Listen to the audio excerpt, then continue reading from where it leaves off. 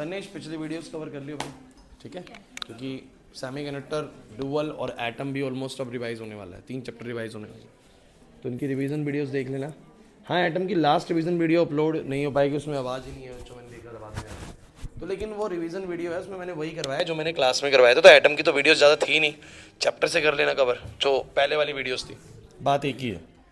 लेकिन अभी एमटीजी वाली जरूरी होती है कि एमटीजी वाली वीडियो रिकॉर्ड रहे, वो आपको जरूर मिल जाए कि आपको बाद में एमटीजी के क्वेश्चन समझने हो तो दिक्कत ना आए। तो चलिए शुरू करते हैं इसको।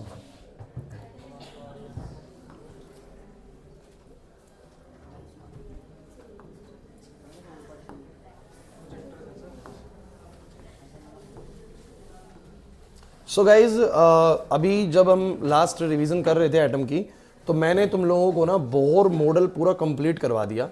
अब बस रदरफोर्ड मॉडल की थोड़ी सी बातें हमें करनी है, वो होने के बाद चीज़ें ख़त्म हो जाएंगी। Then we will start MTG.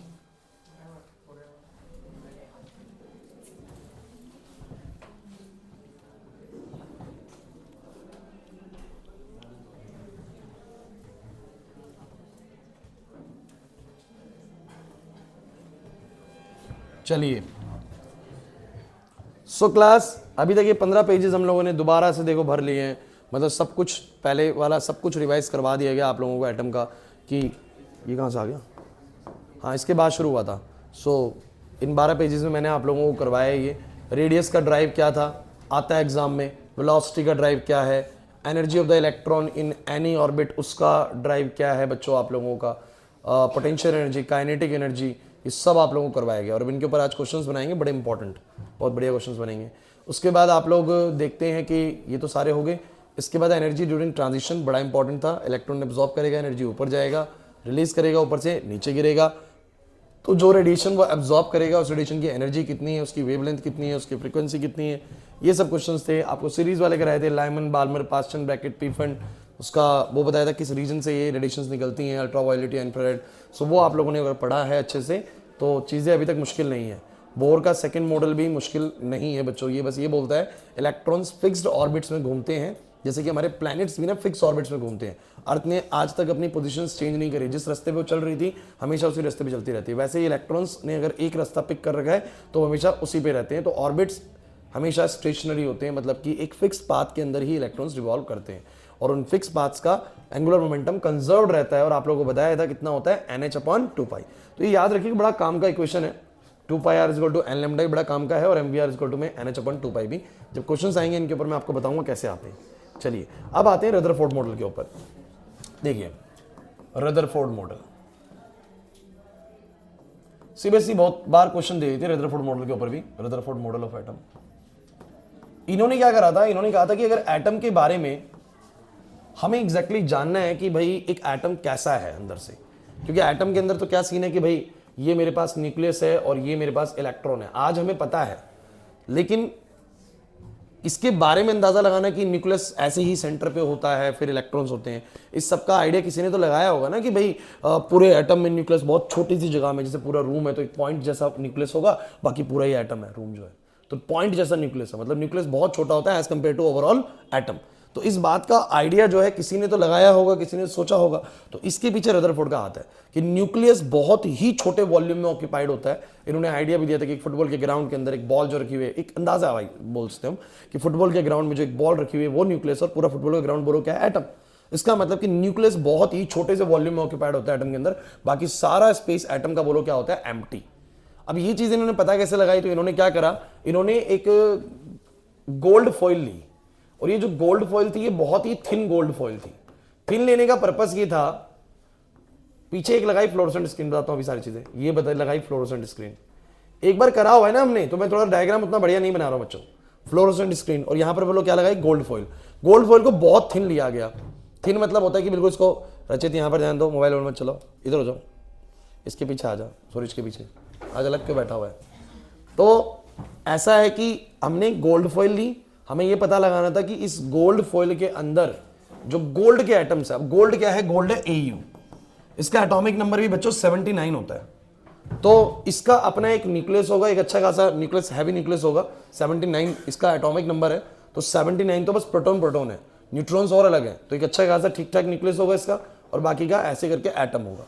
तो ये क्या चाह रहे थे कि जब जैसे मेरे पास एक बात बताओ, मेरे पास ये एक कोई शीट है, गोल्ड की शीट मान लेते हैं, इसके अंदर अगर 1,00,000 एटम्स हैं, तो अगर मैं इसको आधा और काट दूं, मतलब इसको और थिन कर दूं, 2 स्लाइस बना दूं इसकी, तो 50,000 एटम इधर 50,000 इधर हो जाएंगे। फिर मैं और आधा कर दूं, तो और आधा कर दूं, ऐसे कर करके अगर मैं इसको बहुत थिन कर दूं, तो मेरे पास उस गोल्ड फॉइल के अंदर एटम्स की संख्या बहुत कम होगी। चलो मान के चलते हैं, फिलहाल सपोज करके चलते हैं कि अगर एक ही एटम है, कितना है बोलो, एक, जो कि पॉसिबल नहीं है, लेकिन मैं मान के चल रहा हूं फिलहाल कि एक एटम है। मैंने बोला था उसमें क्लास में भी कि अगर ज्यादा भी होंगे तो भी कोई दिक्कत नहीं है, फिर मैंने आपको बताया था कि ज्यादा होने पे कैसा दिखेगा वो आप लोगों को। तो सपोज करते हैं कि अगर अंदर एक ही एटम होगा या बहुत कम एटम्स होंगे, तो जब मैं इस गोल्ड फॉइल के ऊपर यहां से, मेरे पास एक रेडियो एक्टिव सोर्स है, ये मेरे पास एक रेडियो एक्टिव सोर्स है। रेडियो एक्टिव सोर्स का मतलब है कि एक ऐसा कोई हैवी एलिमेंट जिससे ना छोटे छोटे एलिमेंट्स निकलेंगे, अल्फा पार्टिकल्स निकलेंगे। चलो इसको अल्फा पार्टिकल सीधा बोल दो कि इससे ना हमारे क्या निकल रहे हैं, बोलो अल्फा पार्टिकल्स। अल्फा पार्टिकल्स कौन होते हैं तो आपको मैं बता चुका हूं, हीलियम 2 4 2 प्लस को बोलते हैं अल्फा पार्टिकल। कहने का मतलब पॉजिटिवली चार्ज होता है, +2 का चार्ज होता है, तो इसको बोलते हैं अल्फा पार्टिकल। यूं समझ लीजिए इस रेडियो एक्टिव सोर्स से क्या निकल रहे हैं, alpha particle. Alpha particle proton से कैसे अलग होता है, तो जितना प्रोटॉन का मास होता है अल्फा पार्टिकल का मास 4 गुना ज्यादा होता है। ऑलरेडी हम डिस्कस कर चुके हैं ड्यूअल नेचर में, alpha particle is 4 times heavier than क्या बोलते हैं, प्रोटॉन, और एज वेल एज उसका चार्ज भी बेसिकली 2e होता है। कितना होता है बोलो, 2e। तो भैया आपको पता है अल्फा पार्टिकल पॉजिटिवली चार्ज होता है, एक बात तो क्लियर है। अब हम इस पॉजिटिवली चार्ज चीज को भेजेंगे इस गोल्ड फॉइल के पास, और ये देखेंगे कि गोल्ड फॉइल के पास या गोल्ड फॉइल के अंदर से जब ये अल्फा पार्टिकल गए तो इन्होंने कैसा बिहेव किया। क्योंकि इनका ये मानना था कि अगर किसी चीज के अंदर का कुछ पता लगाना है तो उसके अंदर किसी चीज को भेजना पड़ेगा। समझ में आ रही बात कि बाहर वाला को पता लगाने क्लास में कैसे, यहाँ पर कैसे क्लास चलती है, तो बाहर से कोई अंदर आएगा तो पता लगा पाएगा भाई अंदर ये सिनेरियो है, इस तरीके से हो रहा है। तो इन्होंने एटम की जानकारी पाने के लिए इन्होंने किसी चीज को एटम के अंदर भेजने की कोशिश करी, मतलब गोल्ड फॉइल के अंदर भेजने की कोशिश करी। और इन्होंने क्या पाया कि जब ये बहुत सारे अल्फा पार्टिकल्स को प्रोजेक्ट करते हैं, लेकिन ये प्रोजेक्ट ऐसे नहीं करते कि एक ही जगह से प्रोजेक्ट करते रहते हैं, कभी थोड़ा सा ऊपर से प्रोजेक्ट करते हैं, कभी थोड़ा नीचे से प्रोजेक्ट करते हैं, कभी थोड़ा यहाँ से करते हैं, कभी यहाँ से करते हैं, कभी यहाँ से करते हैं, ऐसे प्रोजेक्शन कर रहे थे। तो जब इन्होंने प्रोजेक्शंस करी ना, तो इनको पता लगा कि ऑलमोस्ट, मतलब ये मान के चल सकते हैं कि जैसे 20,000 पार्टिकल्स का प्रोजेक्शन करा तो 19,500 से ज्यादा पार्टिकल या 19,500 पार्टिकल्स आप मान लीजिए सीधे पास हो गए, मतलब कि कोई डिफ्लेक्शन नहीं हुआ, कोई डिफ्लेक्शन, ऐसे जाते सीधे निकल जाते, ऐसे जाते सीधे निकल जाते, सीधे निकल जाते।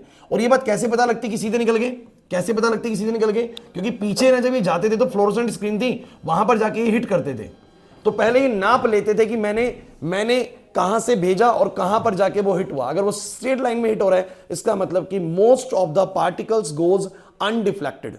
जब इन्होंने अल्फा पार्टिकल्स को गोल्ड फॉइल से भेजा तो मोस्ट ऑफ द पार्टिकल्स कैसे चले गए बोलो, बिना किसी डिफ्लेक्शन के, मतलब सीधे चले गए। इससे इनको एक बात समझ में आ गई, अगर मैं पॉजिटिव चीज को भेज रहा हूं और सीधे निकल जा रही है, इसका मतलब तो ये हो गया कि चीज भाई अंदर से खाली पड़ी हुई है। क्या पड़ी है बोलो, किसी चीज से टकरा ही नहीं रहा, कोई इसको कोई रोक ही नहीं रहा इसको, तो सीधा निकल जा रहा है। इसका मतलब कि एटम के अंदर का बहुत सारा स्पेस बोलो क्या है, खाली है। लेकिन इनकी सेकंड ऑब्जर्वेशन इनको ये बताती है कि कुछ पार्टिकल्स के साथ ऐसा हुआ कि जब वो इसके अंदर से जा रहे थे ना, तो वो कुछ एंगल से डिफ्लेक्ट हो गए, कुछ एंगल से, some of the particle get deflected by few, मतलब कुछ एंगल से हमारे पार्टिकल्स डिफ्लेक्ट हो जाते हैं, for a very small angle they will deflected.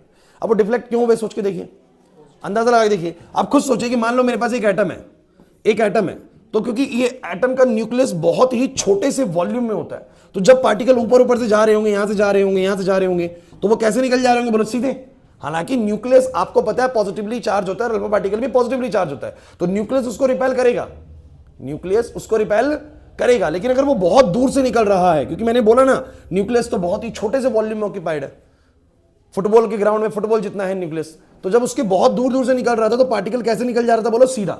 लेकिन जब पार्टिकल थोड़ा क्लोज से गया ना, बहुत क्लोज से गया, तो वो ऐसे डिफ्लेक्ट हो गया, ऐसे डिफ्लेक्ट हो गया। क्लियर हुआ कि नहीं हुआ, समझ नहीं आया, अरे नहीं आया समझ में, क्योंकि मेरे अल्फा पार्टिकल कुछ एंगल से डिफ्लेक्ट हो गए, तो ये इस बात का सबूत है कि हमारे एटम के अंदर डेफिनेटली पॉजिटिव चार्ज तो है, डेफिनेटली पॉजिटिव चार्ज तो है, क्योंकि कुछ पार्टिकल्स मेरे डिफ्लेक्ट हुए।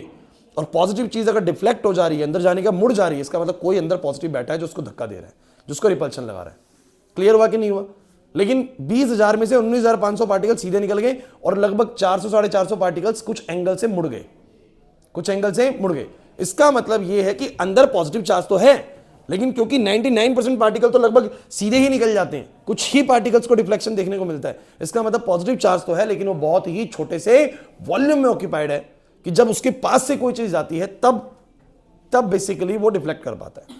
क्लियर हुआ या नहीं हुआ? अरे नहीं आया समझ में। और एक पार्टिकल ऐसा भी मिला इन लोगों को कि जो गया, एक पार्टिकल ऐसा भी मिला जो गया और वो पास ही नहीं हो पाया इसके अंदर से, सीधा बाउंस बैक कर गया। क्या कर गया बोलो? ऐसे करके बाउंस बैक कर गया by an angle of 180 degree, बिल्कुल 180 डिग्री से बाउंस बैक कर गया। तो ये इसकी 3 ऑब्जर्वेशन थी। सब बच्चे बोलो कौन कौन सी 3 ऑब्जर्वेशन? इन्होंने पाया कि मतलब most of the alpha particle, जब मोस्ट बोला जाता है तो मतलब लगभग बहुत ज्यादा पार्टिकल्स की बात कर रहा है। Most of the alpha particles remains goes undeflected. बहुत सारे पार्टिकल कैसे चले गए बोलो? Undeflected. Very few alpha particles when pass through the gold foil are deflected by a small angle. बहुत ही कम पार्टिकल्स कुछ एंगल से डिफ्लेक्ट हो गए, which indicates that there will be some positive charge in the atom. Atom के अंदर कुछ ना कुछ पॉजिटिव चार्ज पक्का होगा। और तीसरी चीज बच्चों क्या है कि सिर्फ एक पार्टिकल, 20,000 में से बस मात्र एक पार्टिकल, रेशियो वाइज बता रहे हैं, लगभग ये 20,000 पे लगभग एक ही पार्टिकल ऐसा कर रहा था कि वो बिल्कुल बाउंस बैक कर रहा था। और आप सोच लीजिए बाउंस बैक क्यों करा होगा? क्योंकि वो हो सकता है बिल्कुल कहां चला गया होगा? बिल्कुल न्यूक्लियस के सामने चला गया होगा। तो न्यूक्लियस के बिल्कुल सामने चला गया होगा, जितना नजदीक जा रहा होगा उतना रिपल्शन बढ़ता जा रहा होगा और फिर एक टाइम पे उसको बाउंस बैक करना पड़ेगा। क्लियर हुआ या नहीं हुआ? तो तीनों ऑब्जर्वेशन ध्यान से सुन लीजिए। पहली ऑब्जर्वेशन काफी सारे ऐसे निकल गए, दूसरी ऑब्जर्वेशन कुछ मुड़ गए, तीसरी ऑब्जर्वेशन एक पार्टिकल बाउंस बैक करा। अब इन ऑब्जर्वेशन से उन्होंने कंक्लूजन निकाला। कंक्लूजन क्या निकाला? क्योंकि बहुत सारे पार्टिकल ऐसे ही निकल जा रहे हैं, इसका मतलब most of the space is empty in the atom. बहुत बार पूछ लिया रदरफोर्ड की ऑब्जर्वेशन बता दीजिए। तो most of the space in the atom is empty. Second बोलो क्या? सेकंड ये कि कुछ पार्टिकल डिफ्लेक्ट हुए, इसका मतलब since some particles are deflected by a very small angle, it means there will be some positive charge in the atom, but this positive charge is occupied in a very small volume. क्योंकि कुछों को deflection हुआ तो ये बात की तो guarantee है पॉजिटिव चार्ज तो है, बट ये बहुत ही कम को डिफ्लेक्शन हुआ, इसका मतलब पॉजिटिव चार्ज बहुत छोटे से वॉल्यूम में, जब उसके पास से कोई चीज जाती है तब डिफ्लेक्शन हो जाता है।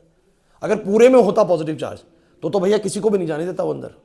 क्लियर हुआ कि नहीं हुआ? तो बहुत थोड़े से में ही है और एक ही पार्टिकल बाउंस बैक कर रहा है, इसका मतलब बहुत छोटा सा पॉइंट जैसा ही है, पॉइंट जैसा ही न्यूक्लियस है, जो बिल्कुल उससे फ्रंट से गया होगा, बिल्कुल सामने चला गया होगा तब बाउंस बैक कर गया। तो सबको कंक्लूजन वगैरह सब समझ में आगे कि नहीं आगे? 3 ऑब्जर्वेशन, उन ऑब्जर्वेशन से कुछ अंदाजा लगाया इन्होंने। क्लियर हो गया? तो ये तो इनका टॉपिक था। अच्छा दूसरी बात ये, कुछ बच्चे कहते हैं गोल्ड फॉइल में सर जरूरी थोड़ा एक ही एटम होगा। हाँ भाई, एक एटम नहीं होगा, जरूरी नहीं है, आपके बहुत एटम्स हो सकते हैं। और बहुत एटम्स हुए तो क्या होगा?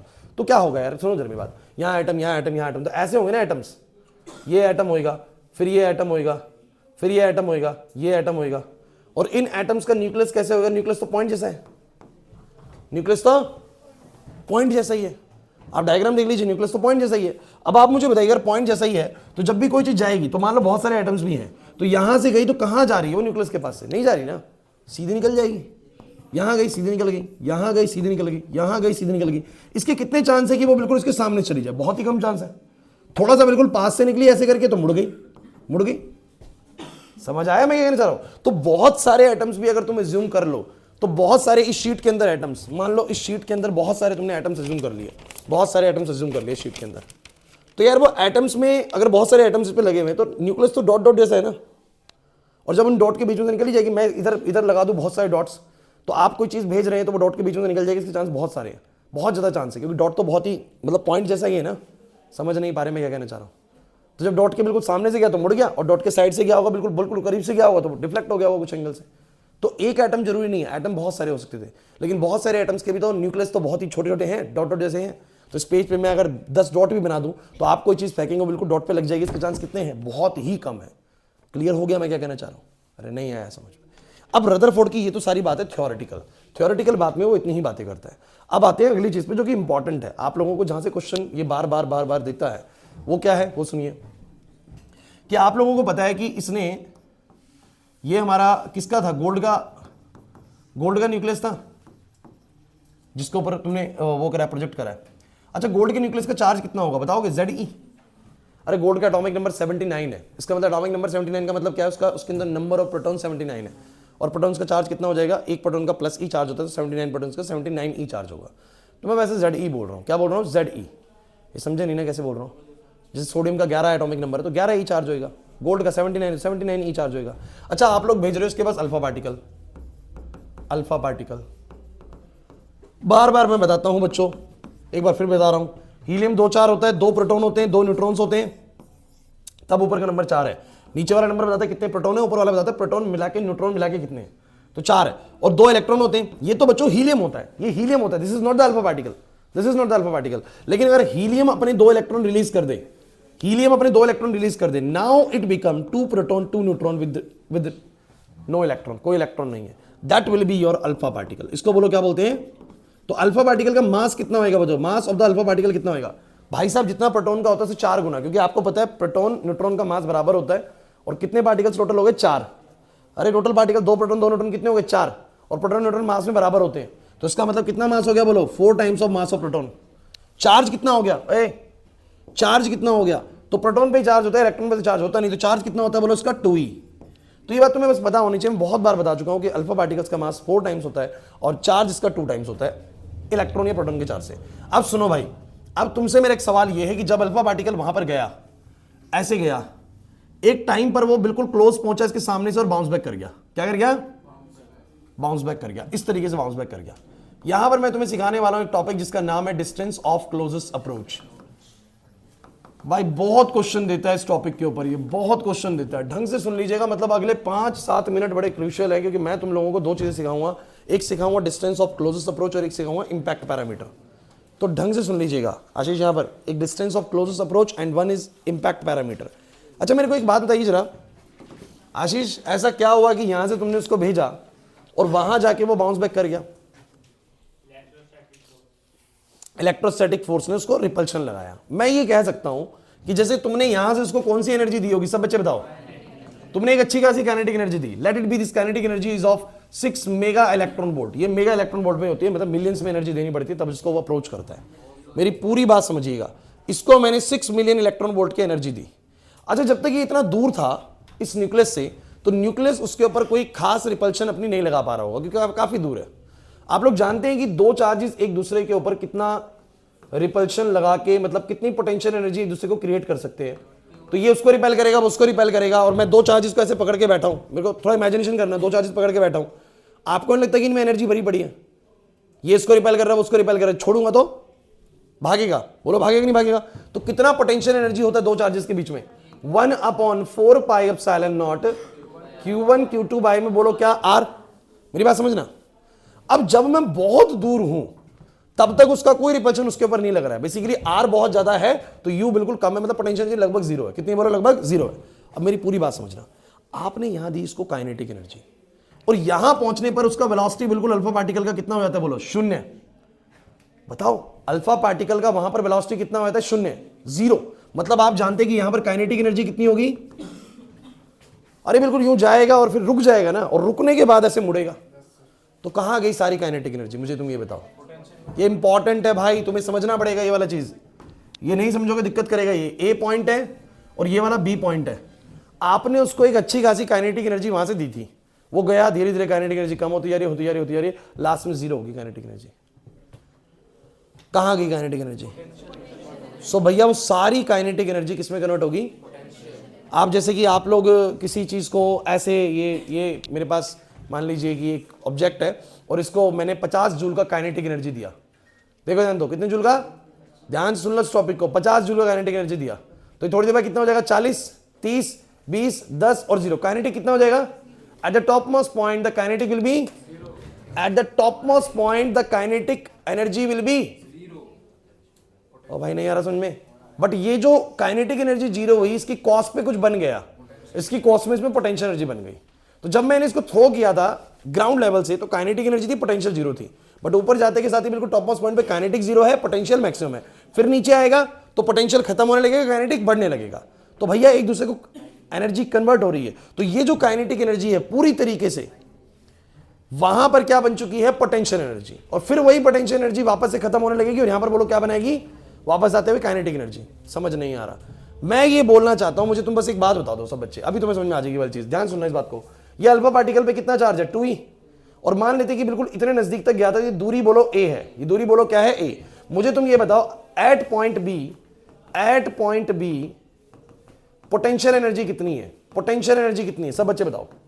Eight point B potential energy कितनी है? 1/4πε0 Q1 Q2 होता है, तो इसका चार्ज Ze, उसका चार्ज 2e, डिवाइड बाय में दूरी बोलो कितनी? a।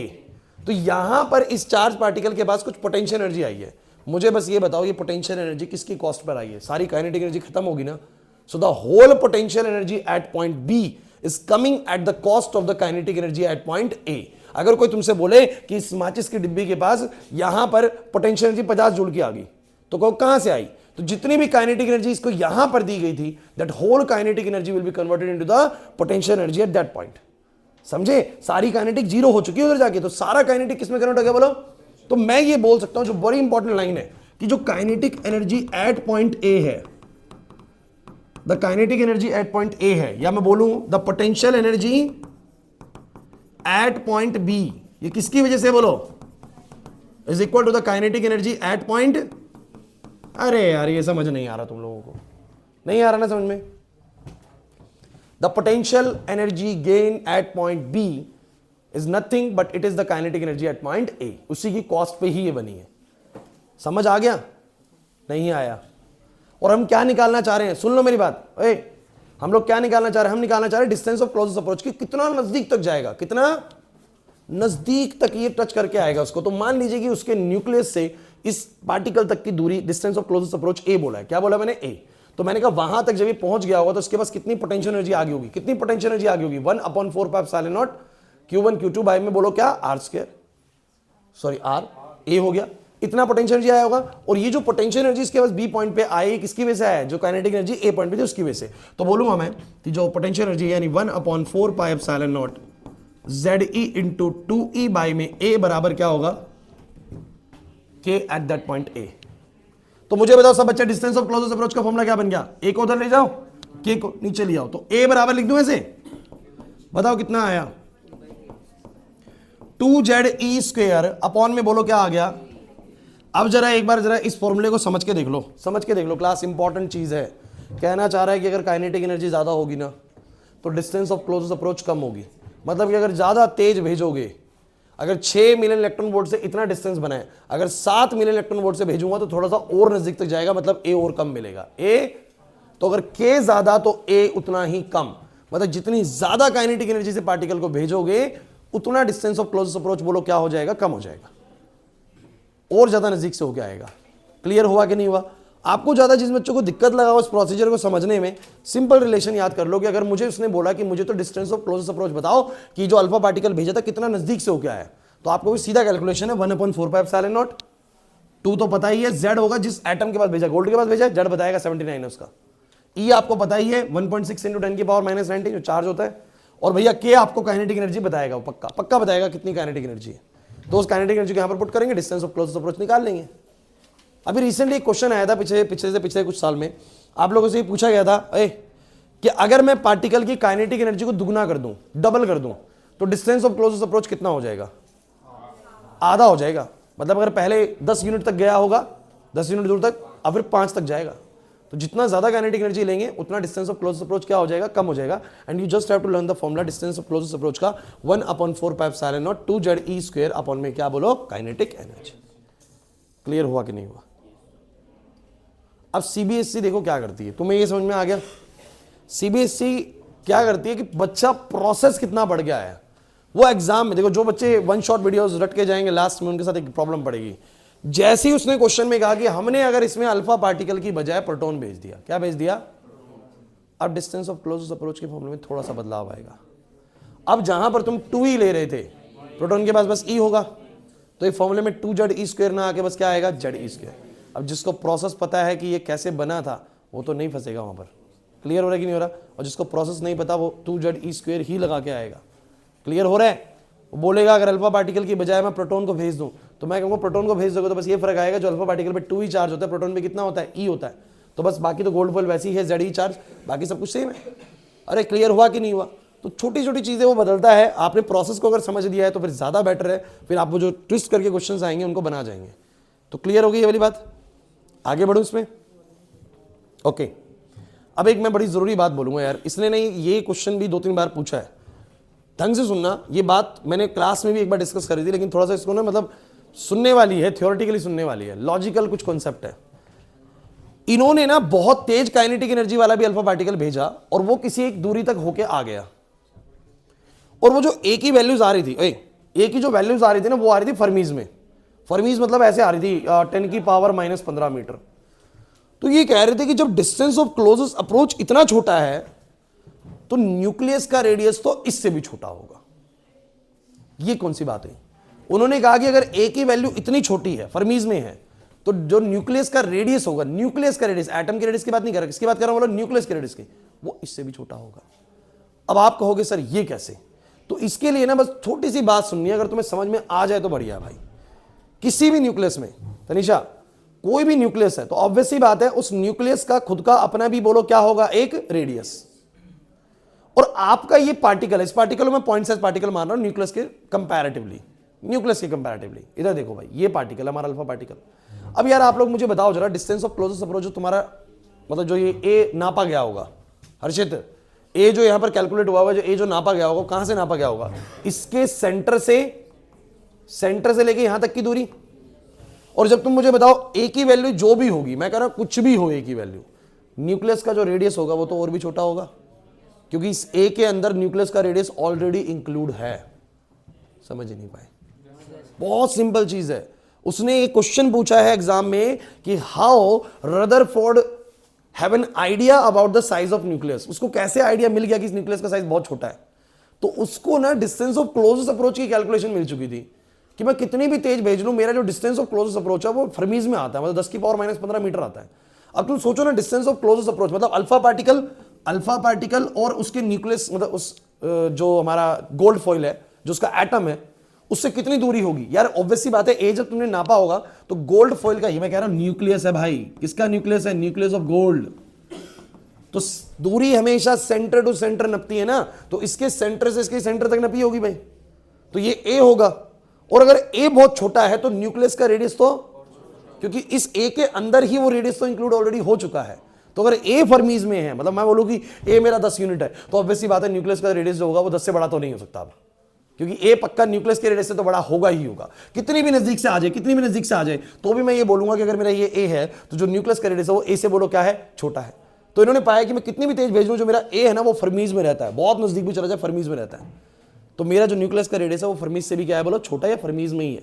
इससे इनको आइडिया लगा था कि न्यूक्लियस के जो रेडियस होते हैं ना वो बहुत ही छोटे, यानी 10⁻⁻15 मीटर्स में होते हैं, मतलब कि 0.00000011। क्लियर हो रहा है कि नहीं हो रहा? तो आप लोग इस क्वेश्चन का आंसर कैसे करोगे? आप लोग बोलोगे the distance of closest approach for a very, मतलब बोल सकते हैं कि मैक्सिमम काइनेटिक एनर्जी वाले इलेक्ट्रो अल्फा पार्टिकल की भी जो डिस्टेंस ऑफ क्लोजेस्ट अप्रोच है वो बहुत छोटी आई। और ये बहुत छोटा आने का मतलब क्या है कि जो रेडियस ऑफ द न्यूक्लियस होगा वो इससे भी क्या होगा, छोटा होगा। वो अपने आप समझ जाएगा इसका बात का मतलब कि जब ए जितना आया, न्यूक्लियस का रेडियस उससे भी छोटा होगा, और इससे उसको साइज ऑफ न्यूक्लियस का आइडिया लग चुका था। क्लियर हुआ या नहीं हुआ? तो लग गया था कि एक एटम के अंदर न्यूक्लियस का जो साइज है ना वो बहुत ही छोटा है, बहुत ही थोड़ा सा वॉल्यूम वो ऑक्यूपाइड करके बैठा हुआ है with the calculation of the distance of closest approach. Clear हुआ कि नहीं हुआ? हो सकता है इस बार क्वेश्चन पूछे कि न्यूक्लियस के साइज का आइडिया अगर हमें लेना है तो कौन सा पैरामीटर इनमें से उसकी कैलकुलेशन के लिए है? तो इंपैक्ट पैरामीटर या डिस्टेंस ऑफ क्लोजेस्ट अप्रोच या कुछ और भी बोल सकता है। तो डिस्टेंस ऑफ क्लोजेस्ट अप्रोच के जरिए हमें आइडिया लगा था कि उसका न्यूक्लियस का साइज कैसा होगा। और तुम्हें वो लॉजिक समझ में आया जो मैंने बोला? पक्का सबको आ गया? चलो अब आखिरी बात, उसके बाद बस कुछ नहीं बचेगा इसके अंदर। एक आखिरी चीज क्या है, इसको बोलते हैं बच्चों इंपैक्ट पैरामीटर। डेफिनेशन तो तुम लोग याद कर लेना, मैं बता दूंगा इसकी डेफिनेशन क्या है। इंपैक्ट पैरामीटर ढंग से सुन लेना भाई, इसको बी से डिनोट करते हैं। किससे डिनोट करते हैं? बी से। डिस्टेंस ऑफ क्लोजेस्ट अप्रोच को ए से और इंपैक्ट पैरामीटर को बी से। अच्छा, डिस्टेंस ऑफ क्लोजेस्ट अप्रोच में कोई दिक्कत तो नहीं है ना? बस यही है कि मैंने एक पार्टिकल को काइनेटिक एनर्जी दी, अल्फा पार्टिकल को, और वो गया ऐसे करके और एक सर्टेन दूरी के बाद वापस आ गया, तो वो जितनी नजदीक तक गया था वो क्या था बोलो, डिस्टेंस ऑफ क्लोजेस्ट अप्रोच। और जितनी ज्यादा तेज भेजूंगा उतना नजदीक से हो क्या आएगा, इसका मतलब हायर काइनेटिक एनर्जी मतलब lower distance of closest approach. निकालने का फॉर्मूला मैंने आपको बता दिया, ए बराबर में 1/4πε0 2z⁻² प्रियांशु बात समझ में आ रही है यहाँ तक की? किसी को भी डाउट तो नहीं है? अब आते हैं इंपैक्ट पैरामीटर पे।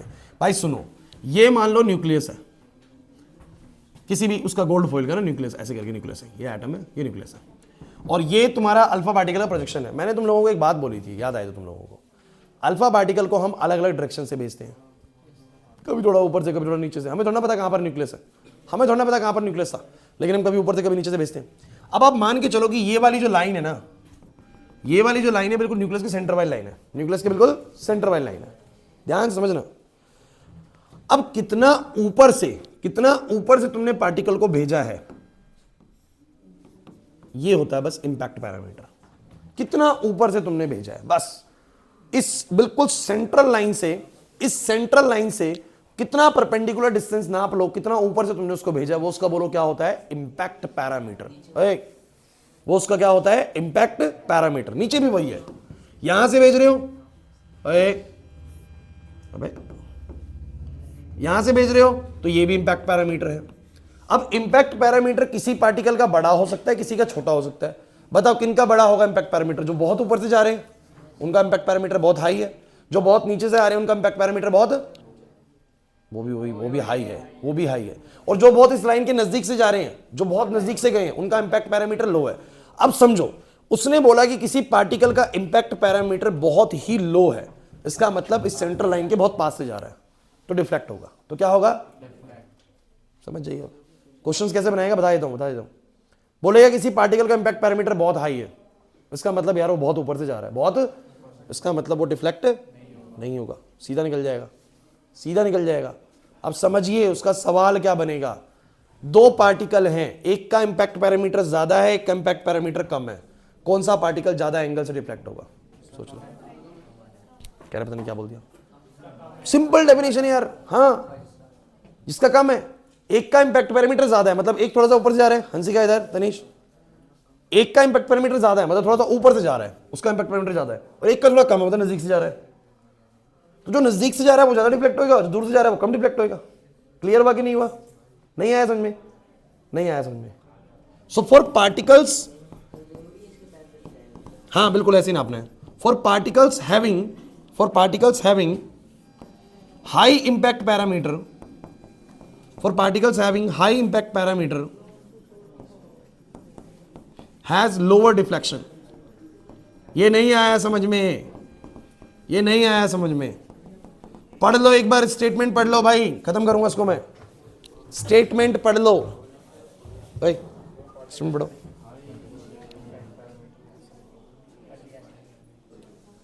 जिन पार्टिकल्स का इंपैक्ट पैरामीटर हाई है, मतलब कि ज्यादा दूर से जा रहे हैं, समझ लो ना, कुछ नहीं होता इंपैक्ट पैरामीटर में, बस इतना सा है कि जो हमारी ये सेंट्रल लाइन है, इससे कितना परपेंडिकुलर डिस्टेंस ऊपर से तुम्हारा पार्टिकल जा रहा है, that distance will be the impact parameter. Got my point?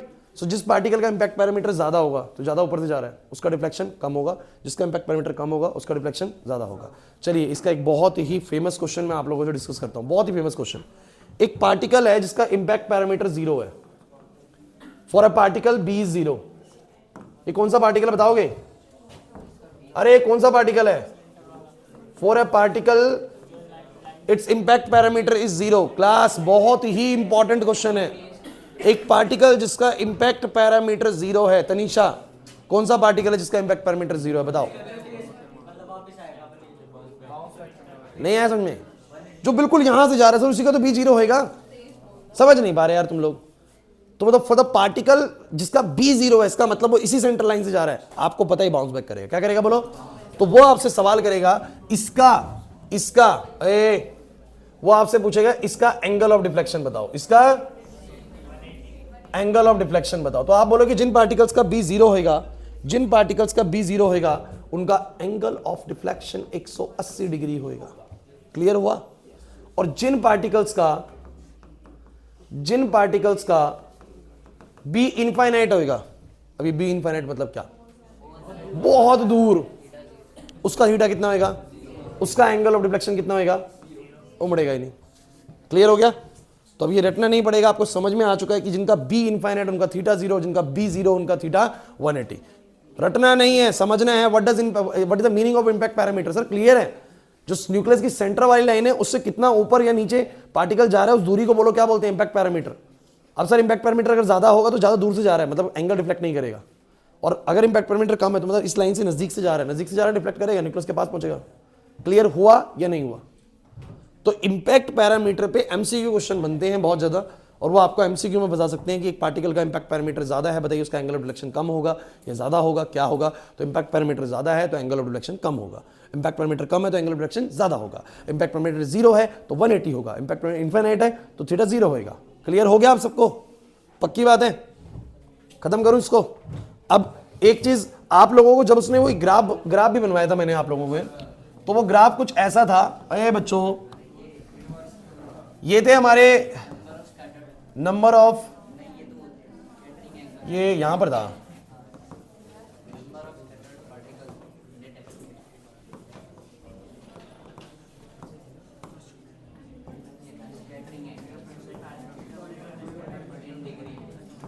बच्चों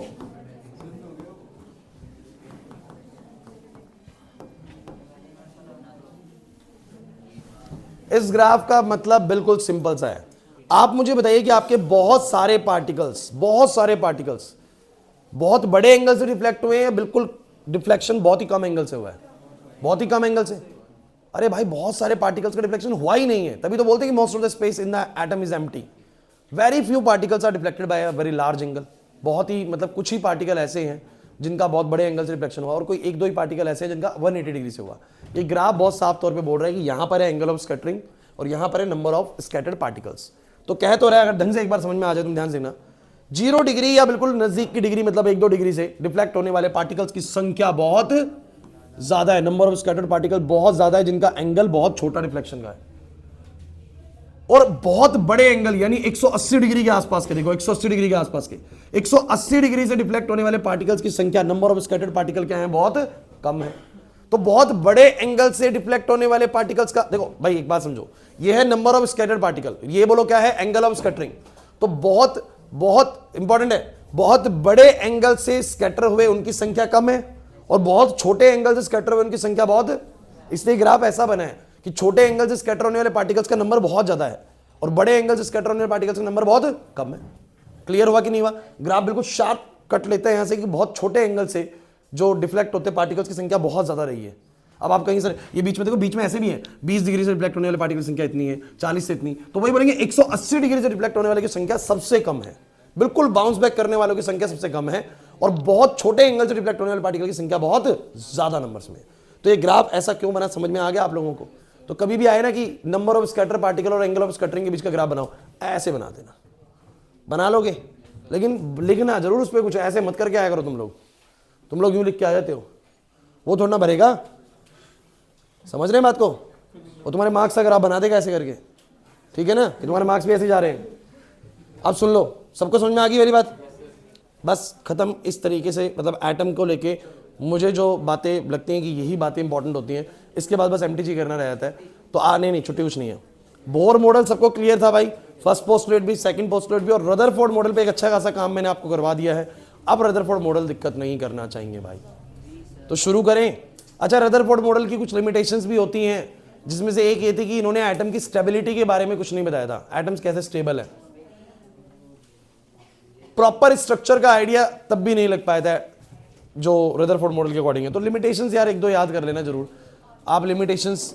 अच्छा, बोर मॉडल की लिमिटेशन क्या है? Bohr model is only applicable to hydrogen like atoms या आयंस। एक बहुत जरूरी चीज मैं बता रहा हूं जो अब तक मैंने नहीं बताई, सुन लीजिए। जैसे बोर मॉडल है, आप लोग एक चीज सोचते हो, बोर मॉडल में तुम लोग एक चीज पढ़ते हो कि इलेक्ट्रॉन ना एनर्जी लेगा और ऊपर जंप करेगा, लेकिन हम इसमें एक चीज भूल जाते हैं कि जब ये इलेक्ट्रॉन लोअर ऑर्बिट वाला ऊपर जाएगा, मतलब कई मल्टी इलेक्ट्रॉन वाला तुम्हारा एटम है, सोचो उसके अंदर 11-12 इलेक्ट्रॉन्स है, तो इधर भी इलेक्ट्रॉन्स है, इधर भी इलेक्ट्रॉन्स है, इधर भी इलेक्ट्रॉन्स है, और इसने एनर्जी एब्जॉर्ब करी तो ऊपर जाएगा। लेकिन हम ये भूल जाते हैं कि भाई जब ये ऊपर जाने की कोशिश करेगा तो ये वाले इलेक्ट्रॉन्स को रिपेल भी तो कर सकते हैं ना। हमने इस बात को बिल्कुल भी कंसिडरेशन में, तो एक्चुअली में बोर मॉडल मल्टी इलेक्ट्रॉन्स पे काम नहीं करता, मल्टी इलेक्ट्रॉनिक एटम्स पे काम नहीं करता। मेरी बात सुन लीजिए, मतलब कि सिर्फ और सिर्फ कौन से एटम्स पे बोर मॉडल को अप्लाई करना है? सिंगल इलेक्ट्रॉन पे। अब सिंगल इलेक्ट्रॉन कौन होता है? हाइड्रोजन। और कौन होगा नितिन? हीलियम प्लस, इसके पास भी एक ही इलेक्ट्रॉन है। लिथियम 2+, इसके पास भी एक ही है। बेरिलियम 3+, इसके पास भी एक ही है। बोरोन 4+, इसके पास भी एक ही है। अरे मैं बोल सकता हूं ऑक्सीजन 7+। यार आपको सर होगा कैसे? अरे यार भाई मुश्किल है, लेकिन निकल तो सकता है ना। तो ऑक्सीजन 7+, एक इलेक्ट्रॉन। समझ आ रहे हैं? नहीं आ रहा? सो कहते हैं कि Bohr model is only applicable to, important line, Bohr model is only applicable to hydrogen और hydrogen like ions, hydrogen like hydrogen like atom नहीं, हाइड्रोजन लाइक आयंस। तो हम बोलते हैं it is only applicable to hydrogen atom और hydrogen like ions. तो मैं अब उम्मीद करता हूं कि आप लोगों को ये बातें समझ में आ गई होंगी। रदरफोर्ड मॉडल स्टेबिलिटी के बारे में, स्ट्रक्चर के बारे में नहीं बता पाया, ये सब उसकी लिमिटेशंस हैं, थ्योरी पार्ट है, पढ़ लेंगे इसको, और बाकी मेन मुद्दा मैंने तुम्हें करवा दिया। अब क्वेश्चन स्टार्ट करें। 2 मिनट आप लोग टाइम लीजिए। ये जो रदरफोर्ड मॉडल है इसको सोच लीजिए कि कैसे कैसे क्या करवाया आप लोगों को। ध्यान से इस वाले टॉपिक पे ज़्यादा ध्यान दीजिए। मैं एक बार इसमें PDF को देखता हूँ।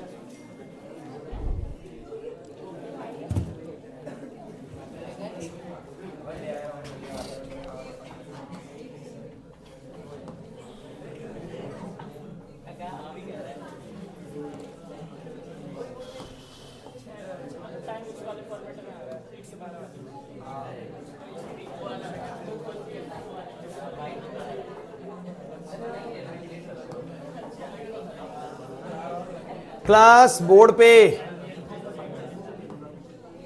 अब सुनिए, देखिए लगभग मैंने देखे हैं 50 क्वेश्चंस के करीब हैं, 50-60 क्वेश्चंस हैं। तो आज लगभग कोशिश करो 20-25 बन जाए। अगर हम आधे बना लेंगे तो अगली क्लास में आधे करने बिल्कुल दिक्कत नहीं आएगी। सो क्लास सभी की नजरें बोर्ड पर।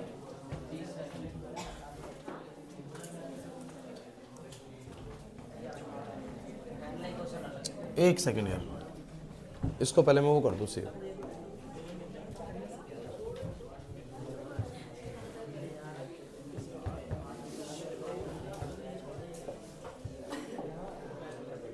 समझ आ गया एटम चैप्टर वापस से?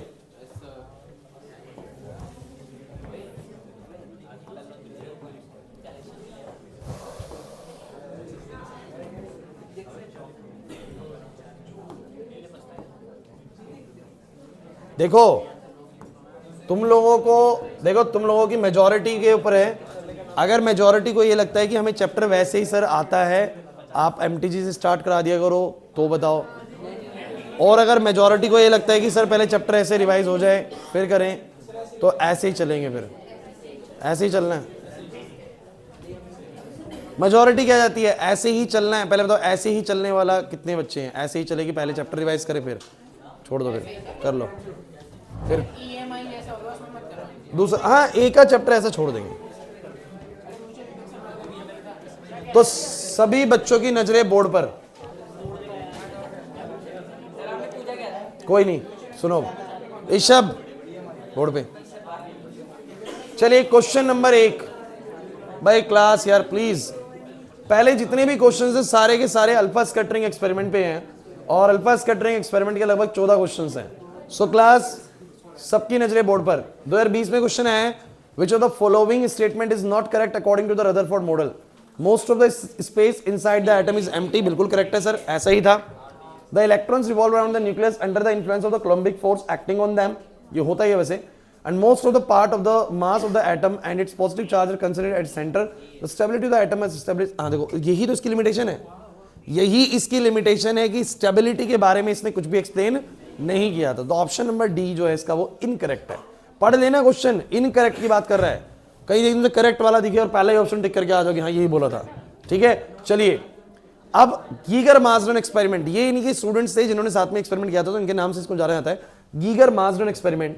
The distance of the closest approach is considerably, ये अच्छा क्वेश्चन है, is considerably larger than the sum of the radii of the gold nucleus and the alpha particle। यही तो मैं जिक्र कर रहा था तुम लोगों से, और यही बड़ी इंपॉर्टेंट लाइन है कि अगर तुम अल्फा पार्टिकल को भी एक पार्टिकल मान लो ऐसे और न्यूक्लियस को मान लो, तो यार तुमने जो डिस्टेंस ऑफ क्लोजेस्ट अप्रोच नापा होगा वो इनके सेंटर से सेंटर नापा होगा, सेंटर से centre.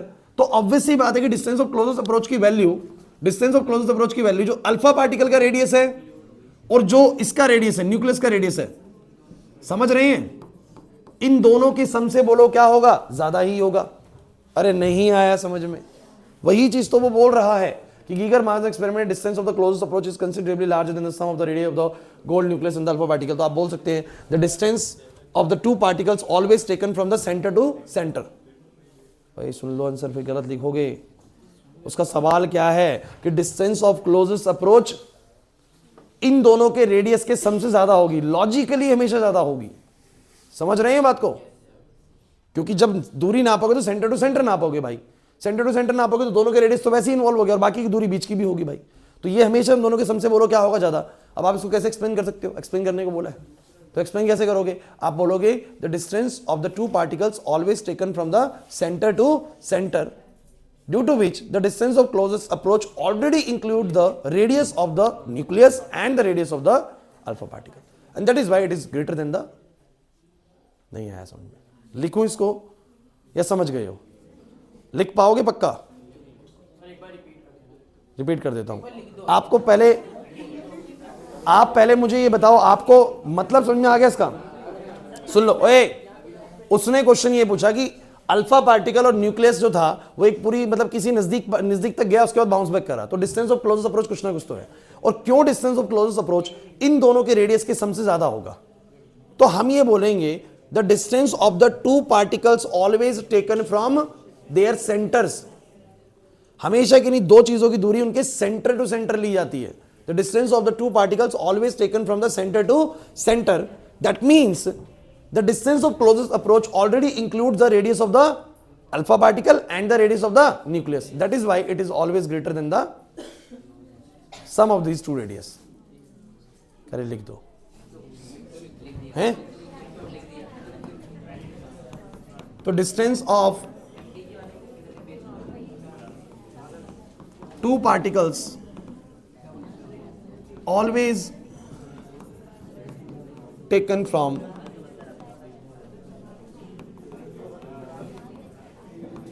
center to center, and which means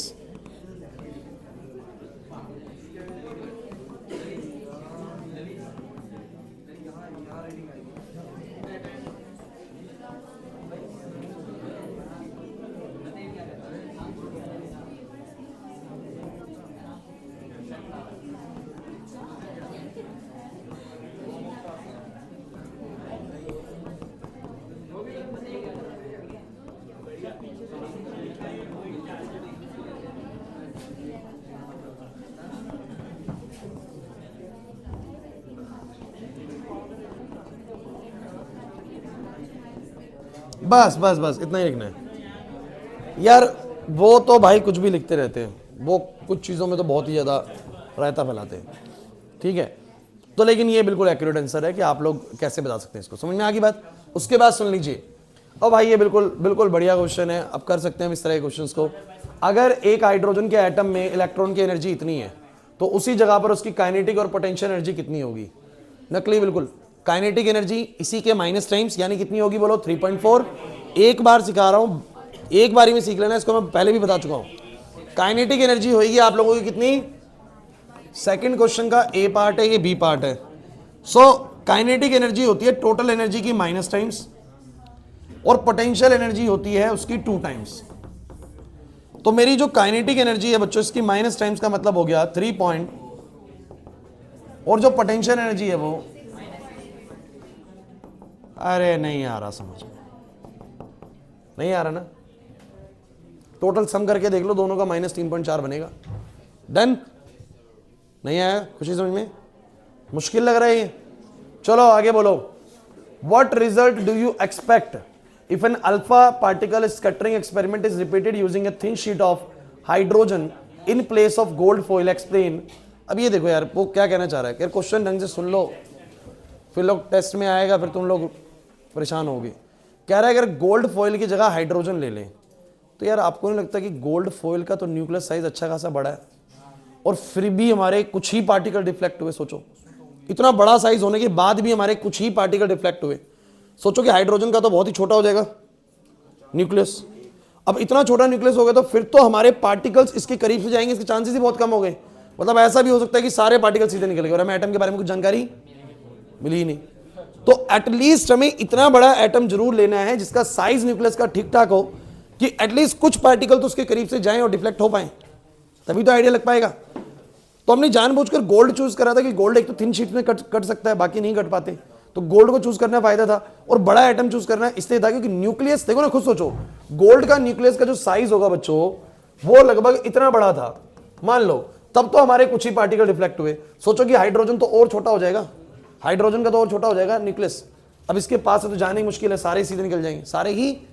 तो जो थोड़े बहुत डिफ्लेक्ट हो रहे थे वो भी डिफ्लेक्ट अब नहीं होंगे। नहीं आया ना समझ में? तो हाइड्रोजन को लेने से हमारा जो ये जो एंगल ऑफ स्कैटरिंग था ना, हम कहेंगे कि ऑलमोस्ट सारे पार्टिकल सीधे निकल जाएंगे और हम एटम के बारे में ज्यादा जान नहीं पाएंगे, ज्यादा जानकारी नहीं ले पाएंगे। यही उसकी एक्सप्लेनेशन होगी, पीछे आप लोग बढ़ सकते हैं। भाई रुक जाओ, भाई रुक जाओ, ध्यान से सुनते रहा करो सारी चीजें, क्योंकि आप लोग अब एमटीजी के दौरान ना आपको लगता है कि कुछ अलग नहीं है, लेकिन बहुत कुछ अलग सीखने को मिलता है। अब ये चीजें जो हैं, ये जो हमने अभी क्वेश्चन पढ़ा है, ये अच्छा क्वेश्चन है, ठीक है, फिर ये क्वेश्चन हमने वहां थोड़ा ना पढ़ा है, तो ये क्वेश्चंस बनते हैं और आप लोगों को सोचना है कि ऐसा क्या, अगर मैंने हाइड्रोजन लिया होता तो क्या दिक्कत आती है। हाइड्रोजन का न्यूक्लियस बहुत छोटा होता, बहुत छोटा न्यूक्लियस होता, पहले से ही न्यूक्लियस बहुत छोटा होता है और इतना छोटा न्यूक्लियस हो जाएगा कि हाइड्रोजन के पास बस एक पार्टिकल होता है न्यूक्लियस में, और गोल्ड के पास 79 नहीं होते, ज्यादा होते। कितने होते मुझे भी याद नहीं है, 79 तो प्रोटॉन होते हैं। और भैया किसी भी एलिमेंट के अंदर 79 और ऊपर एक नंबर आएगा जो कि गारंटेड 160 से ज्यादा होगा, 160 से, क्योंकि लगभग दुगने से ज्यादा ही मिलते हैं, मतलब 170 के करीब मिल जाएगा मान लो। तो यार 79 तो प्रोटॉन है, बाकी लगभग 85, 86, 90 के करीब तो न्यूट्रॉन्स भी हैं। समझे मैं क्या कहना चाह रहा हूं? तो टोटल नंबर्स में इतनी चीजें होती हैं उसके पास। नहीं आ रहा समझ में? पक्का? तो इतना बड़ा साइज होगा, एक पार्टिकल का साइज इतना सही होगा, एक प्रोटॉन मतलब हाइड्रोजन में एक होगा, और इसमें गोल्ड में 179 या 180 के करीब पार्टिकल्स होंगे। इतने सारे पार्टिकल्स होने का मतलब ऑब्वियसली बात है साइज बड़ा होगा और चांसेस ऑफ स्कैटरिंग ज्यादा होगा, जिससे मुझे ज्यादा जानकारी मिल पाएगी न्यूक्लियस के बारे में। क्लियर हुआ कि नहीं हुआ? तो सिंपल क्वेश्चन है बच्चों। इसके बाद आए थे, फटाफट से आगे बढ़ते हैं। कहता है एक गीगर मासन एक्सपेरिमेंट में मैंने अल्फा पार्टिकल को इतनी काइनेटिक एनर्जी दी गोल्ड को टारगेट करते हुए, बताइए कि उसका डिस्टेंस ऑफ क्लोजेस्ट अप्रोच क्या होगा। बिल्कुल नकली क्वेश्चन है, मैंने क्लास में करवाया हुआ है। डिस्टेंस ऑफ क्लोजेस्ट अप्रोच का फॉर्मूला होता है 1/4πε0। अल्फा पार्टिकल को प्रोजेक्ट कर रहे हो 2z² बाय में kinetic energy you have given, इसकी वैल्यू 2z कौन है? गोल्ड है 79, ई कौन है? अरे नहीं आ रहा समझ में। Kinetic energy is given in the millions electron volt. Kinetic energy is given in the million electron volt बच्चों please. So it is 5.12 million का मतलब 10 की पावर 6। ईवी को जूल में करूंगा तो एक फायदा तो हो गया, ऊपर नीचे कैंसिल तो हो गया पूरा पूरा ना, एक तो उड़ा दिया। अब बाकी का कैलकुलेशन इस क्वेश्चन का बहुत मुश्किल नहीं है, नहीं है मुश्किल यार, सिर्फ नीचे 5.12 ये जो डिवाइड करना है, 9 को करो 2 से 18 और इसको करो इससे, समझ में आ रही है बात, और फिर 5.12 से डिवाइड कर दो, कर लेना। अरे आ जाएगा भाई, इसको लेके तुम क्या समझ रहे हो, बहुत मुश्किल है क्या? लेकिन देखो तुम एक चीज ऑब्जर्व करके देखो किसमें आंसर आएगा। ये 10 की पावर 9 है, वो 10 की पावर 19 है, -19 है, क्या बनेगा बोलो? -10, 10 की पावर -10, ये 6 ऊपर जाएगा, 10 की पावर -16 बन गया। और ये कुछ ना कुछ वैल्यूज में आएगा, जिसको एडजस्ट करोगे तो हो सकता है 10 की पावर -15 में आ जाए। बोला था मैंने फर्मीज में आता है, 10 की पावर -15 मीटर को एक फर्मी बोलते हैं। तो हमारा जो डिस्टेंस ऑफ क्लोजेस्ट अप्रोच है बहुत छोटा होता है, बहुत नजदीक तक जाता है। अब लेकिन इसका मतलब ये है कि न्यूक्लियस का रेडियस और भी छोटा होता है। समझ में आ रहा है कि नहीं आ रहा? ये बहुत छोटा तो न्यूक्लियस का रेडियस और भी छोटा।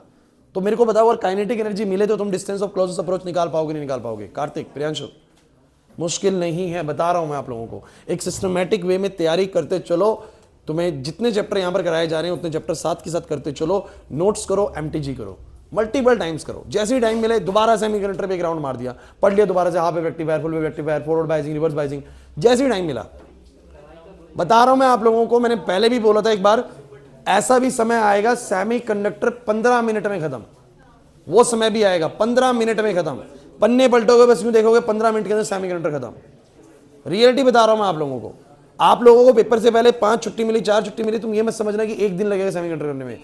15 मिनट, आधा घंटा ऐसे टाइम लगेगा और सेमीकंडक्टर खत्म। ड्यूअल नेचर 1 घंटे में खत्म, ऐसे ऐसे टाइम लगेगा। लेकिन ये कब? जब आप लोग चिट्ठी चिट्ठी कुछ नहीं, जब आप लोग ज्यादा बार पढ़ लेंगे। चिट्ठी तो सेकंड्स में करता है, ठीक है, यही किया था। देखो यार, लेकिन ए बच्चों, लेकिन ऐसे उड़ाओ मत चीजों को। ये तब होता है जब आप लोगों को चीजें मल्टीपल टाइम्स हो चुकी हो, तब आपको बस उसको 15 मिनट में 20 मिनट में देख लेना, हो जाएगा। इतना तो पढ़ लो। ओए बस भाई, बहुत ही बेहतरीन क्वेश्चन है, इसका जवाब मुझे देगा बादल। और बादल तो नहीं दे पाए ना, तो सोच लियो।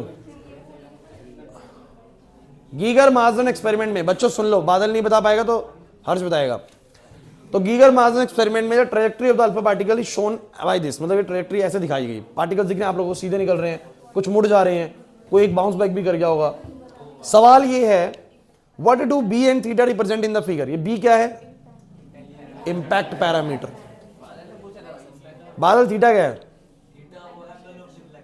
एंगल ऑफ डिफ्लेक्शन या एंगल ऑफ स्कैटरिंग। बहुत बढ़िया। चलो अब नितिन बताएगा। Nitin, what will be the value of B for the theta 0? अगर थीटा 0 है, एंगल ऑफ डिफ्लेक्शन 0 है, तो बी की वैल्यू क्या है उसको बता दो। इन्फिनिटी ना, क्योंकि 0 किसका होगा? एंगल ऑफ डिफ्लेक्शन 0 किसका होगा? जो इनफाइनाइट डिस्टेंस अवे होगा, तो उसका इंपैक्ट पैरामीटर इनफाइनाइट होगा। नहीं समझे नाजिया? और जिसका एंगल ऑफ डिफ्लेक्शन 180 है, बिल्कुल बाउंस बैक कर गया, उसका भी 0 होगा, बिल्कुल सामने से आ गया होगा। बी क्या होता है ना, एक बार डेफिनेशन और देख लेते हैं इसकी। ये नहीं पढ़ो। It is defined as the perpendicular distance, it is defined as the perpendicular distance of the initial velocity vector of the alpha particle from the centre of the nucleus. Nucleus के centre से perpendicular distance नापो उस alpha particle की velocity का। Alpha particle ऐसे आया होगा, nucleus के सेंटर से उसकी दूरी नापो, तो कहता है it is defined as the perpendicular distance of the initial velocity vector of the alpha particle from the centre of the nucleus when the particle is far away from the nucleus of the atom. जब वो nucleus से बहुत दूर था, तब हम उसकी दूरी नापेंगे न्यूक्लियस के सेंटर से लेके, बोलो कहां पर? उसकी वेलोसिटी वेक्टर का। तो वेलोसिटी वेक्टर ऐसे होएगा, अरे यार वेलोसिटी वेक्टर ऐसे होएगा, न्यूक्लियस से ऐसे परपेंडिकुलर दूरी नापेंगे, तो ये जो दूरी आएगी, बोलो क्या आएगी? बी आएगी।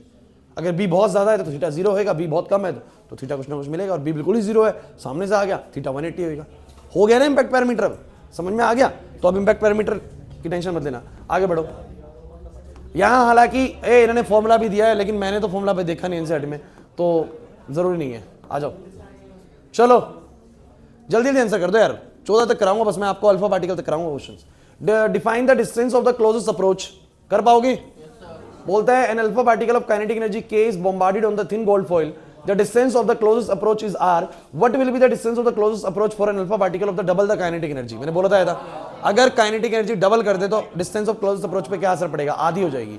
वो पहले A थी तो अब A/2 तक जाएगा। क्लियर? सिंपल था, फ्री के नंबर है भाई ये।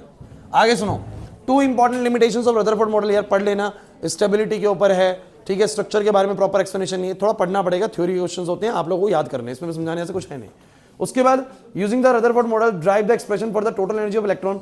टोटल एनर्जी का जो ड्राइव मैंने आपको सिखाया वही करना है, चाहे रदरफोर्ड बोले चाहे बोर मॉडल का बोले, टोटल एनर्जी का ड्राइव। हालांकि इन्होंने ड्राइव में क्या था सुन लीजिए, एक बार सुन लो। तुम लोगों को पता है mv²/r किसके बराबर था? अब अंदर ZE होता है, बाहर E होता है। जिन बच्चों ने ड्राइव सीखा उनको पता है। तो क्या आता है बोलो? बिल्कुल बातें नहीं, कुछ गलत लिख दिया, बोलो। इस R से R कट गया, mv² बराबर सबका ही आया था। ओए रुक जाओ,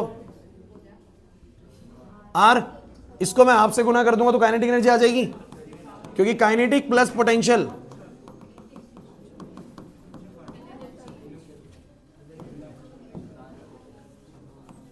अरे भूल गए क्या तुम लोग?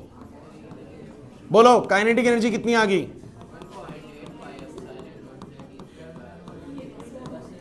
सही है। पोटेंशियल बताओ।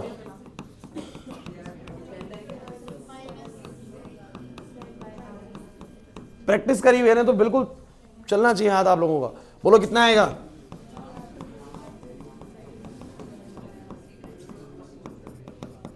एक बात बता रहा हूं बस सुन लो, हो गया? टोटल एनर्जी कितनी आएगी? दोनों को जोड़ दूंगा, प्लस आएगा, नितिन,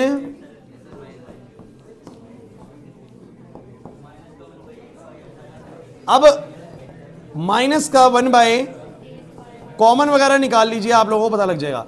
आप चाहो तो यहां छोड़ देना रदरफोर्ड में, तो ये टोटल एनर्जी होती है। हालांकि रेडियस पुट करने के बाद डायरेक्टली हम रेडियस का फॉर्मूला जानते होंगे, उसको पुट करने के बाद आ जाएगा, लेकिन यहां पर भी छोड़ सकते हो। अब टोटल एनर्जी का ड्राइव हो गया। अब सुनो, उसने बोला नेगेटिव साइन का क्या सिग्निफिकेंस है, मैंने बताया था भाई, negative sign indicates that the net, मतलब जो इलेक्ट्रॉन की नेट एनर्जी, नेगेटिव का मतलब ये होता है कि वो न्यूक्लियस से बाउंड है, न्यूक्लियस से बाउंड है, कि उसको हमें एनर्जी देनी पड़ेगी तभी फ्री होएगा। क्लियर हो गया? चलो आगे बताओ, जल्दी बताना भाई। एक इलेक्ट्रॉन की एनर्जी माइनस का 1.51 है, वैसे कौन सा ऑर्बिट है? ये थर्ड ऑर्बिट है। तो मुझे बताओ उसकी काइनेटिक पोटेंशियल कितनी होगी? तो काइनेटिक बोलो भाई, सभी बोल सकते हो, प्लस का 1.51, क्योंकि जितनी टोटल होती है उसकी माइनस टाइम्स काइनेटिक होती है। हर पोटेंशियल बता कितनी होगी? इतना मारूंगा ना तेरे को मैं। काइनेटिक तो इसकी प्लस टाइम्स होगी, मतलब माइनस टाइम्स होगी 1.51। पोटेंशियल 2 टाइम्स होती है ना? हाँ कर रहा है बस। माइनस का 3.02। अरे भाई दुगनी होती है, अभी सिखाया था, समझ गए? चलो जल्दी बताओ। एक, अब ये देखो भाई, जल्दी देखो, एक ये अच्छा क्वेश्चन था, मतलब लेकिन मतलब ध्यान से पढ़ लोगे तो बहुत आसान लगेगा। कह रहे हैं कि इलेक्ट्रॉन है हाइड्रोजन के एटम का। देखो मैं आपको बार बार एक बात बोल रहा हूं कि कई बार आपको ऐसा बोलेगा, हाइड्रोजन के एटम में घूमने वाला इलेक्ट्रॉन का जो डिस्टेंस है फ्रॉम द न्यूक्लियस वो इतना है। तुम लोगों को लगेगा इसने पता नहीं क्या दे दिया। क्वेश्चन सुन लो, बस 3-4 क्वेश्चन बचे हैं। हाइड्रोजन के इलेक्ट्रॉन का न्यूक्लियस से दूरी उसने दिया है, मतलब रेडियस दिया है। क्या दिया बोलो? बातें मत करो, बोर्ड पे देखो। उसने हाइड्रोजन के एटम में घूमने वाले इलेक्ट्रॉन का क्या दिया है? न्यूक्लियस से दूरी दिया। न्यूक्लियस से दूरी देना इलेक्ट्रॉन के घूमते हुए, तो रेडियस दे दिया ना। कितना दिया? 5.3। अब तुम ये कहोगे कि सर हमने तो कुछ और पढ़ा था, हमने पढ़ा था कि रेडियस का फॉर्मूला होता है 52.9 n²/z। और अगर हाइड्रोजन का फर्स्ट ऑर्बिट है, बोर्ड पे देखिएगा, हाइड्रोजन का फर्स्ट ऑर्बिट है, तो हाइड्रोजन के लिए ZB1 NB1, तो सर हमारा आंसर तो 52.9 पिकोमीटर है। अरे यार सेम चीज है, पिकोमीटर को करोगे 10 की पावर -12 आ जाएगा। इसको मैं 1 पॉइंट पीछे करूंगा तो ये पावर और बढ़ जाएगी, मतलब -11 हो जाएगी। ये करना ही नहीं आता सर हमें। अरे पावर पीछे लाओ, नंबर पीछे लाओ, तो पावर को ऐसे चलता है, ये पॉइंट पीछे आया तो पावर को बढ़ा दो, इसको आगे लेके जाओ तो उसको इधर लेके आओ, ऑपोजिट चलती हैं। कहने का मतलब ये कि अगर मैं पॉइंट को पीछे लेके गया तो मैं पावर को रेस करूंगा। पावर को रेस करना मतलब -12 + 1 करूंगा तो -11 हो जाएगा। अब सुनो, इसी को तो यार तुम राउंड ऑफ करके 5.3 नहीं लिख सकते। उसने जब जब, सुन लीजिए, इस पूरे चैप्टर में जब जब वो ऐसा बोलेगा ना, हाइड्रोजन के फर्स्ट ऑर्बिट का रेडियस इतना है, आप समझ जाना 52.9 पिकोमीटर ही बोल रहा है, कुछ अलग नहीं बोल रहा। समझ रहे बात को? तो यही वैल्यू है। अब सुनो क्या बोलता है, अब सुनो आगे क्या बोलता है। और कहता है from the nucleus which has a diameter of about this. Nucleus का डायमीटर, कनिष्का, न्यूक्लियस का डायमीटर, न्यूक्लियस का डायमीटर क्यों दे रहा है न्यूक्लियस का? कितना दे रहा है? 1 × 10 की पावर -15 मीटर। ऑब्वियस सी बात है, रेडियस, न्यूक्लियस का डायमीटर छोटा है और डिस्टेंस रेडियस बड़ा होगा, ऑब्वियस सी बात है, 10 की पावर -11 बड़ा होता है। अब सुनो, assuming the hydrogen atom to be a sphere of radius, इतना मान के चलो कि हाइड्रोजन का एटम एक स्फीयर है। क्या है बोलो? स्फीयर। तो कह रहा है what fraction of its volume is occupied by the nucleus. तो कितना इसका फ्रैक्शन जो है वो ऑक्यूपाई कर रखा है न्यूक्लियस ने। आयुष, कितना फ्रैक्शन न्यूक्लियस ने ऑक्यूपाई कर रखा है? तो यार देखो, इसको ऐसे नहीं कर सकते, fraction of volume occupied by nucleus. इसका अगर मुझे परसेंटेज निकालना हो, तो कैसे निकालूंगा? नीचे क्या रखूंगा बोलो? Total volume of hydrogen. अरे यार मैं ये बोलूंगा आप लोगों से कि इस रूम में इन बच्चों ने कितना वॉल्यूम ऑक्यूपाई कर रखा है इस रूम के कंपैरेटिवली, तो इस पूरे रूम का टोटल वॉल्यूम नीचे टोटल वॉल्यूम आपने जितना ऑक्यूपाई करा वो ऊपर × 100 कर दूंगा, ये परसेंटेज में आ जाएगा। समझे नहीं ना?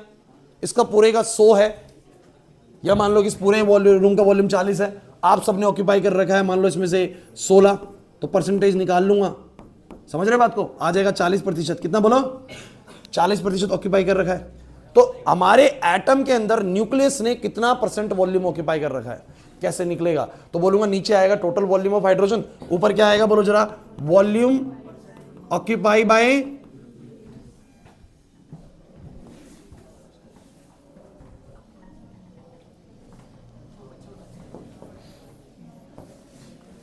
क्लास